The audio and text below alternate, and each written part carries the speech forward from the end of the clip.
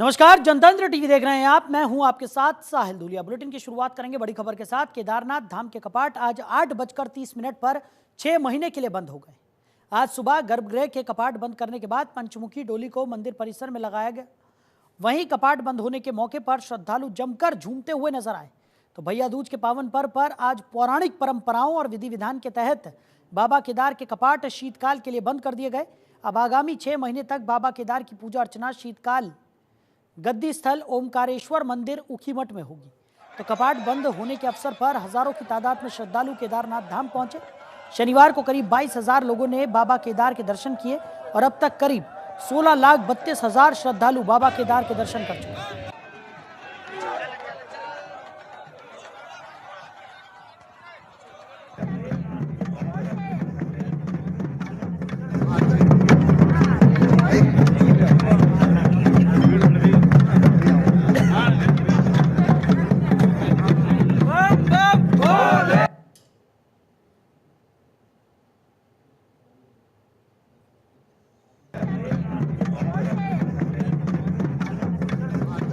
केदारनाथ धाम के कपाट शीतकालीन के लिए बंद कर दिए गए हैं। सुबह 8:30 पर पूरे विधि विधान और रीति रिवाजों के साथ केदारनाथ धाम के कपाट बंद कर दिए गए।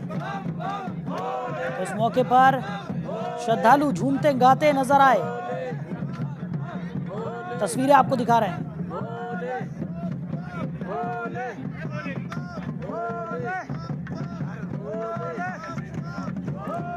तो 10 मई को केदारनाथ धाम के कपाट खोले गए थे और आज भैया दूज के पावन अवसर पर शीतकालीन के लिए कपाट बंद कर दिए गए।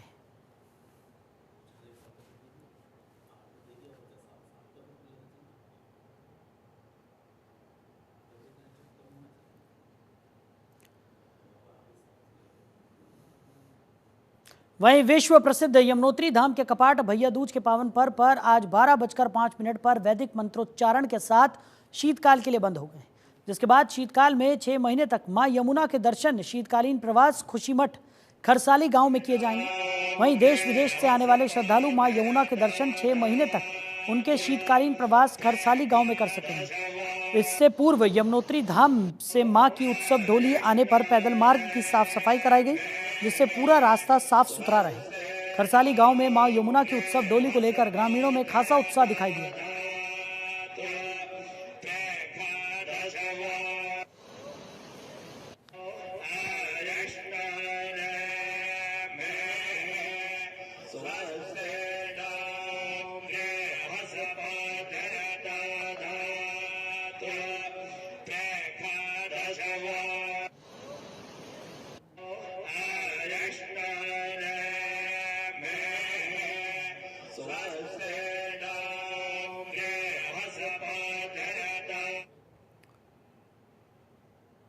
उधर केदारनाथ विधानसभा सीट पर बीजेपी प्रत्याशी आशा नौटियाल ने केदारनाथ धाम पहुंचकर भोलेनाथ के दर्शन कर पूजा अर्चना की। उन्होंने धाम में जनसंपर्क अभियान चलाकर वहां चल रहे विकास कार्यों की जानकारी दी।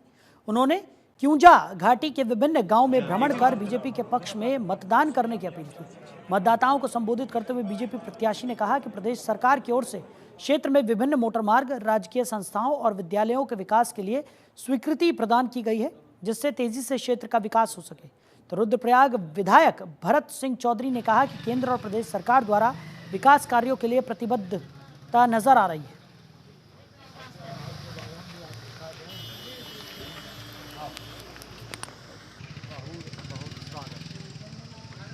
घोषणा कर ली और अब ते को शासनादेश भी जारी होगी और बहुत जल्दी ते पर काम भी हो जाओ। यकमो जब मैं पहली आई छो तो मचकंडी में अखोड़ी जो सड़क को मिलान छो तेमा मैंने तो ये दिन डीएम दगड़ी बात करी छो तो डीएमन बोली छो मैं तुरंत ये को जो भी यके समस्या से वन भूमि वगैरह मैं उसको तत्काल इसका समाधान करके ये को मिलाना भी हम तत्काल कर देला ताकि ये दुई गाँव मिलो और हम तक आसान भनस तक जाना हुए जो तो सब काम होला। बस आपको आशीर्वाद चाहिए है ना। और 20 तारीख जरूर कमल का बटन पर कमल का सामने वाला बटन दबाओ और जख भी नाता रिश्तेदारी से तोता भी।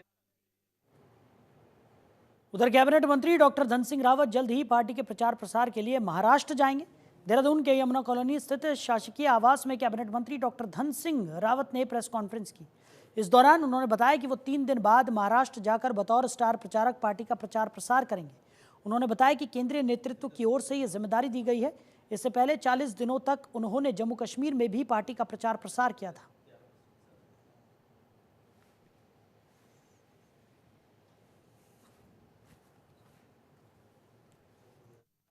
की तरफ से मुझे महाराष्ट्र के चुनाव में भेजा गया है और मैं 2-3 दिन बाद जो है महाराष्ट्र के चुनाव में जाने वाला हूँ। अभी मैं जम्मू कश्मीर के चुनाव में था, तो केंद्रीय नेतृत्व जो है हर कार्यकर्ताओं को कहीं ना कहीं चुनाव में लगाता है और केदारनाथ में मेरा 2 दिन का जो है मैं खुद वहाँ पार्टी की तरफ से स्टार प्रचारक के रूप में 2-3 दिन जो है प्रचार करने जा रहा हूँ, क्योंकि 40 दिन मैं जम्मू कश्मीर के चुनाव में था, अभी महाराष्ट्र के चुनाव में जाना है, तो नेचुरली जिन जिन लोगों की ड्यूटी बाहर लगी है उनका जो है उपयोग 2 या 3 दिन पार्टी की तरफ से। वहीं उत्तराखंड में केदारनाथ उपचुनाव कांग्रेस और बीजेपी के लिए काफी महत्वपूर्ण है। कांग्रेस के तमाम वरिष्ठ नेता चुनावी प्रचार को धार देने के लिए जल्द केदारनाथ विधानसभा क्षेत्र पहुंचेंगे। कांग्रेस की प्रदेश प्रवक्ता गरिमा दसोनी ने कहा कि केदारनाथ उपचुनाव बहुत ही महत्वपूर्ण चुनाव है और कांग्रेस जीत की हैट्रिक लगाने का पूरा प्रयास करेगी। साथ ही उन्होंने कहा कि कांग्रेस ने अपने 40 स्टार प्रचारकों की सूची जारी कर दी है, जिसमें प्रदेश प्रभारी कुमारी शैलजा समेत 2 सह प्रभारी, पूर्व मुख्यमंत्री, प्रदेश अध्यक्ष, नेता प्रतिपक्ष और अन्य कई बड़े नेताओं का नाम शामिल किया गया है और इन सभी लोगों को महत्वपूर्ण जिम्मेदारी दी जाएगी, जिससे कि कांग्रेस को वहां बड़ी जीत हासिल हो सके।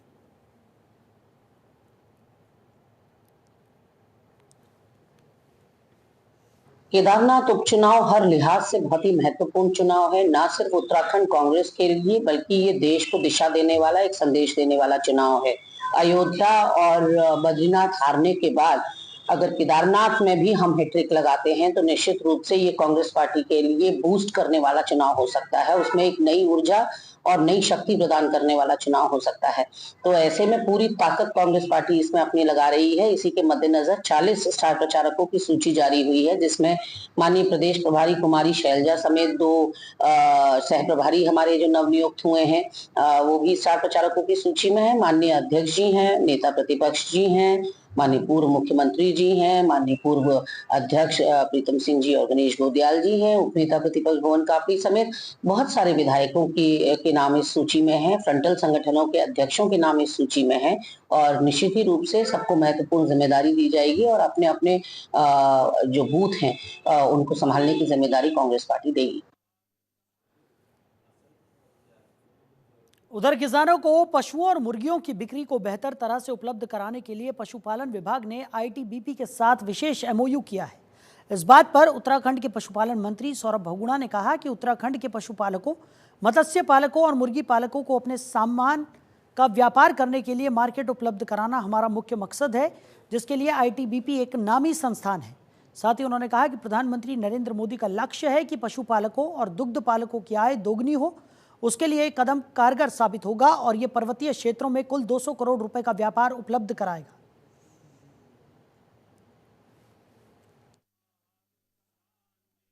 देखिए, कोशिश थी पशुपालन विभाग की कि उत्तराखंड के पशुपालकों को, मत्स्य पालकों को और हमारे कुक्कुट पालकों को एक chain of marketing, chain of line मिले, जिससे कि उनका जो सामान है, उनके जो बकरी है या वो ट्राउट फार्मिंग है या वो हमारे कुक्कुट है, इनको मार्केट अवेलेबल कराना हमारा मेन मकसद था। और आईटीबीपी एक बहुत बड़ी संस्था है, एक नामी संस्था है हमारी, और 8 महीने से चर्चा चल रही थी, लेकिन आज मैं पूरे प्रदेशवासियों को और मुख्यमंत्री जी को सबसे पहले धन्यवाद दूंगा, जिनके सामने ये एमओयू हुआ।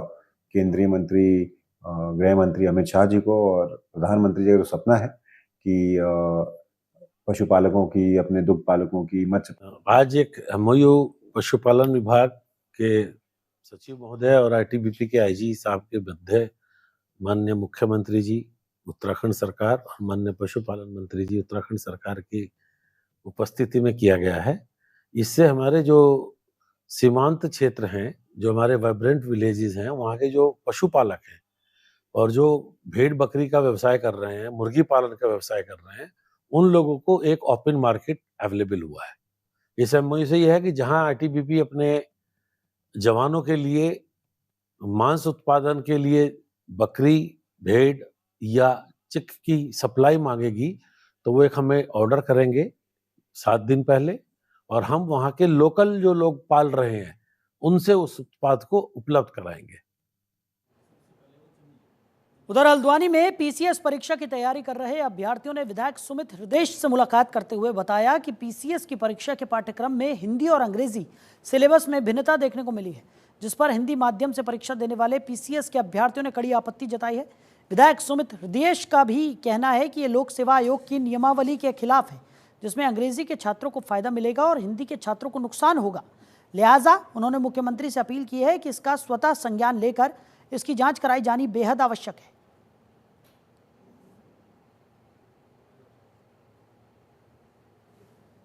विसंगति है।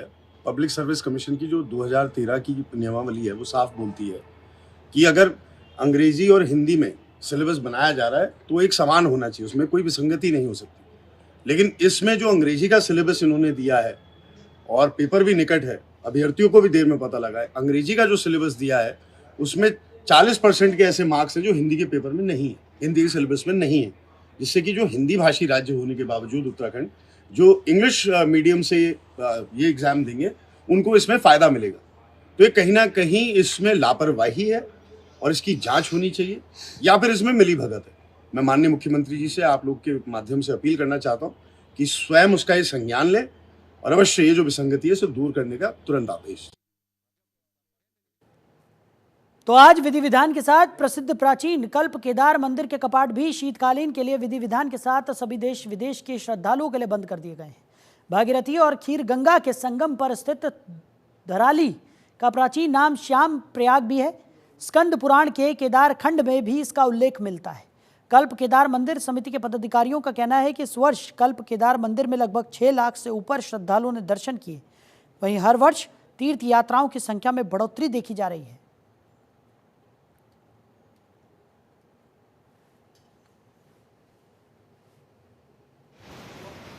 आज भगवान कल्प केदार और माँ गंगा के कपाट शीतकालीन के लिए विधि विधान तरीके से पंडितों के द्वारा यज्ञ और हवन के तरीके से जो हमारे पौराणिक तरीके से जो चल के आ रहा है, हमारे बुजुर्गों के द्वारा, हमारे जो है ग्राम सभा के द्वारा पहले भी इस तरीके से होता आया है। और भगवान कल्प केदार के जो कपाट आज शीतकालीन प्रवास के लिए बंद कर दिए गए। ये 2-3 महीनों के लिए बंद किए जाते हैं क्योंकि इस समय यहाँ पर जो है काफ़ी बर्फबारी होती है इसके बाद, और श्रद्धालु जो है बर्फबारी में आना कम हो जाता। आज जो कपाट हमारे कल्प केदार मंदिर के भी शीतकालीन के लिए बंद किया गया है। हमारे जो समेश्वर देवता है उनके इष्ट समेश्वर देवता के सानिध्य में जो तिथि आज की जो निश्चित हुई है उसके आज्ञा अनुसार हमारे जो गंगोत्री माँ गंगा के कपाट ठीक 12:14 पे कपाट बंद हुए हैं। शीतकालीन में माँ गंगा का गंगोत्री मुखवा में दर्शन होंगे और यहाँ पे भी कल्प केदार मंदिर के जो जब 6 महीने के लिए जो कपाट बंद किए जाएंगे और यहाँ पे अधिक बर्फबारी गिरती है, उसके पश्चात जब अक्षय तृतीया के दिन गंगोत्री माँ गंगा का कपाट खुलते हैं, उस दिन भी जो गर्भगृह में शिव का मंदिर है, जो अंदर शिवलिंग है, उसके भी भव्य दर्शन होंगे।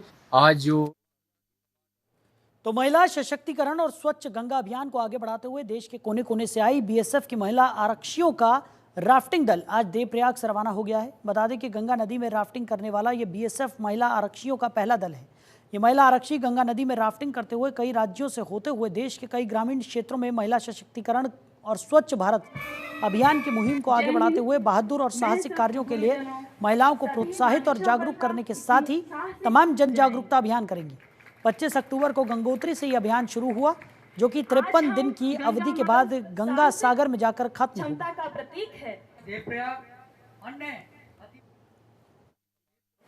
आज़ादी के इस अमृत काल में डीजी बीएसएफ श्री दलजीत चौधरी जी की ये सोच थी कि जो माननीय पीएम साहब का सपना है, सशक्त महिला, समृद्ध राष्ट्र, स्वच्छ गंगा, जीवन बलिदान, इसको हम साकार करें और बीएसएफ देश में पहली ऐसी एजेंसी बने जो all women Ganga river rafting Gangotri से लेकर गंगा सागर तक करे। इस पूरी टीम में 20 महिलाएं हैं हम जो इसमें भाग ले रही हैं और हम पूरी 20 महिलाएं भारत के अलग अलग प्रांतों से और पृष्ठभूमियों से संबंध रखती हैं।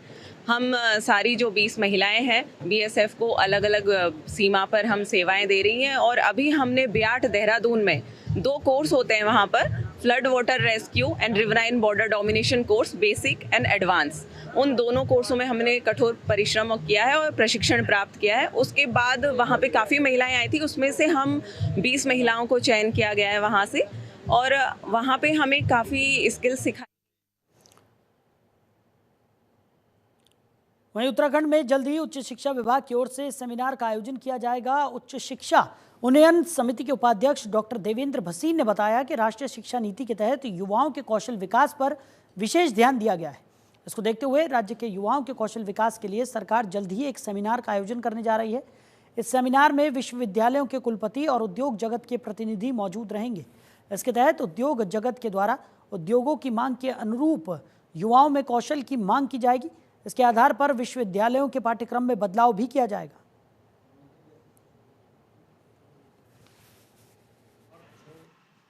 एनवायरमेंट और ह्यूमन, इनका माननीय प्रधानमंत्री श्री नरेंद्र मोदी जी ने जो राष्ट्रीय शिक्षा नीति घोषित की है, उसके अंतर्गत युवाओं के लिए कौशल विकास पर बहुत जोर दिया गया है।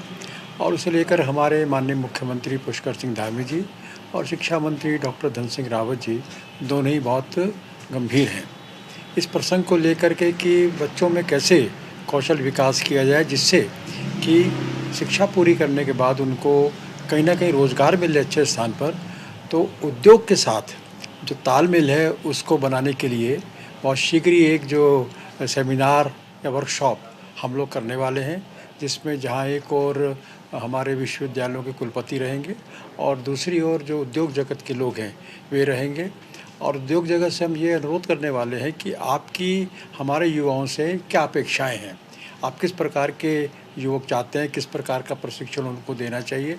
तो उनके द्वारा जो हमको कुछ गाइडलाइन दी जाएंगी, कुछ हमको फीडबैक दिया जाएगा, तो उसके आधार पर जो विश्वविद्यालयों का पाठ्यक्रम है उसमें परिवर्तन करेंगे।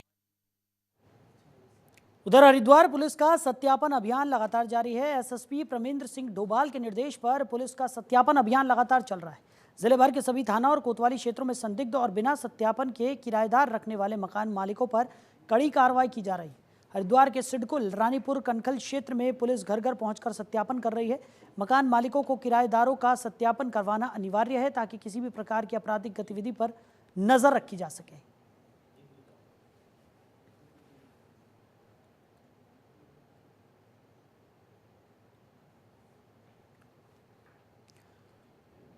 वहीं 10,000 के इनामी बदमाश और पुलिस के बीच में मुठभेड़ हुई। मुठभेड़ में बदमाश घायल हो गया, तो घायल बदमाश का सीएचसी सहसपुर में उपचार चल रहा है। सूचना पर एसएसपी अजय सिंह ने मौके पर पहुंचकर घटना की जानकारी ली। घायल बदमाश के कब्जे से 315 बोर देसी तमंचा, कारतूस, खोखा और मोटरसाइकिल भी बरामद हुई है।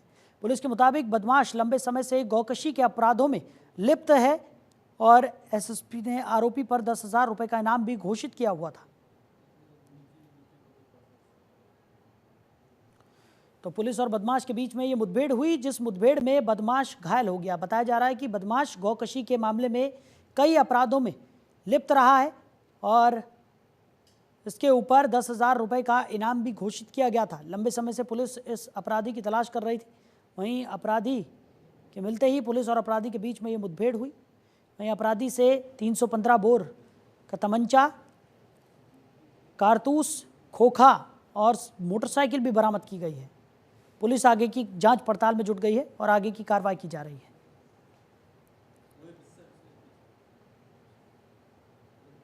तो अगली खबर हरिद्वार से है, जहां स्मैक तस्करी के मामले में फरार 10,000 के इनामी आरोपी को पुलिस ने दिल्ली एयरपोर्ट से गिरफ्तार कर लिया। आरोपी दुबई भागने की फिराक में था। बीते 4 साल से पुलिस को लगातार चकमा दे रहा था। स्थायी पता न होने से उसे ढूंढना पुलिस के लिए चुनौती बना हुआ था। नशे की काली कमाई से आरोपी कई देशों की यात्रा कर चुका है। उसे कोर्ट में पेश कर जेल भेज दिया गया है।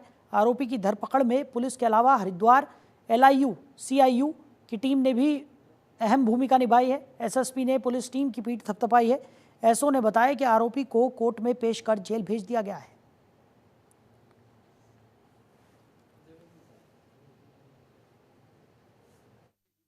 ये मामला 2020 में एनडीपीएस एक्ट में एक अभियोग पंजीकृत हुआ था, जिसमें तभी से विनय थापा नाम का एक अभियुक्त लगातार फरार चल रहा था और इसके काफ़ी प्रयास के बाद भी इसका कोई पता नहीं चल पाया था। लेकिन थाना पुलिस द्वारा लगातार इसमें पैरवी की गई थी, क्योंकि ये मुलजिम 29 का आरोपी था एनडीपीएस एक्ट की। तो मफरूरी में इसके खिलाफ चार्जशीट लगी थी। सिर्फ इसका नाम ही प्रकाश में आया था, लेकिन थाना श्यामपुर पुलिस द्वारा बहुत महत्वपूर्ण सुराग को हाथ में रखते हुए आगे बढ़ते हुए इसमें इसका इनाम की वृद्धि भी इसमें की गई थी। अभी ये 10,000 का इनाम ही था और तब से ये नाम बदल के लगातार विदेशों में अपने यात्रा कर रहा था। कल और इसकी एलओसी भी थाना श्यामपुर द्वारा जारी की गई थी। कड़ी मेहनत के बाद करीब 4 साल बाद इस अभियुक्त को दिल्ली एयरपोर्ट में पकड़ा गया, जिस पर रेड कॉर्नर नोटिस भी था। ये एक थाना श्यामपुर की एक बहुत महत्वपूर्ण कामयाबी है, जिसमें करीब 10,000 का इनामी पकड़ा जा सका है। और इसमें समस्त जो टीम है उसको बहुत बहुत मेरी ओर से शुभकामनाएं भी हैं, बधाई भी है और इस संबंध में इनको इनाम भी दिया गया है। उधर हरिद्वार के जगजीतपुर में हाथियों की चहलकदमी फिर से नजर आई है। गणपति धाम कॉलोनी में 5 हाथी बेपरवाह होकर कॉलोनी की गलियों में घूमते हुए नजर आ रहे हैं। हाथियों को गुजरते देख कॉलोनी वासियों में दहशत बनी हुई है। स्थानीय लोग वन विभाग से हाथियों की आवाजाही पर रोक लगाने की मांग कर रहे हैं।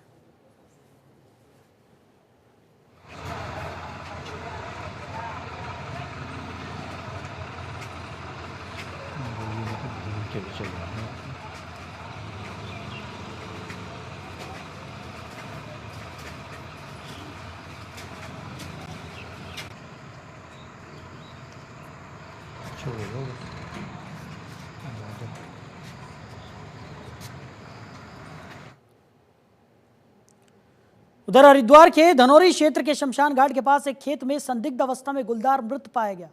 सूचना मिलने पर वन विभाग की टीम मौके पर पहुंची और शव को कब्जे में लेकर पोस्टमार्टम के लिए भेजा। वन रेंजर विनय राठी ने बताया कि मामला संदिग्ध प्रतीत हो रहा है। पोस्टमार्टम रिपोर्ट के बाद ही गुलदार की मौत के कारणों का पता चल सकेगा।